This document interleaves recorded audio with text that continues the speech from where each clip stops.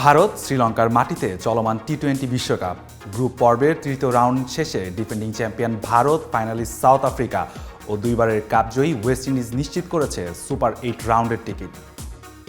সহজ হিসাবের পাশাপাশি দুই জায়ান্ট অস্ট্রেলিয়া ও পাকিস্তানের জন্য অপেক্ষা করছে জটিল অঙ্ক, যেমন সুপার 8-এর গ্রুপিং।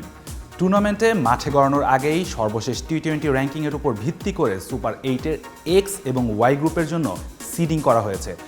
শুনতে সহজ হলেও কাগজে কলমের হিসাবটা বেশ জটিল।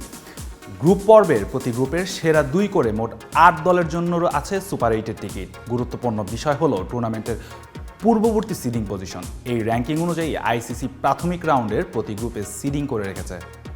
এ গ্রুপের সিডিং অনুযায়ী A1 ভারত, A2 পাকিস্তান, তেমনি B1 Australia, B2 Sri Lanka, C1 West Indies, C2 England, তেমনি D1 সাউথ আফ্রিকা এবং D2 নিউজিল্যান্ড। সুপার 8 রাউন্ডে গ্রুপ এক্সে প্রাথমিক রাউন্ডের 4 গ্রুপের 1 দলগুলো থাকছে। এক্স গ্রুপে A1, B1, C1 এবং D1 প্রতিদ্বন্দ্বিতা হবে। ভারত, অস্ট্রেলিয়া, ওয়েস্ট ইন্ডিজ ও সাউথ আফ্রিকাকে নিয়ে হবে সুপার 8-এর গ্রুপ এক্স। তেমনি ওয়াই গ্রুপে থাকবে A, B, C, D এর দ্বিতীয় দল হিসেবে ইংল্যান্ড, নিউজিল্যান্ড, পাকিস্তান ও শ্রীলঙ্কা। গ্রুপ পর্বের সিডিংয়ের বাইরে কোনো দল যদি সুপার 8 পর্বের জন্য যোগ্যতা অর্জন করে, তাহলে তারা ওই গ্রুপ থেকে বাদ পড়া দলটিকে রিপ্লেস করবে।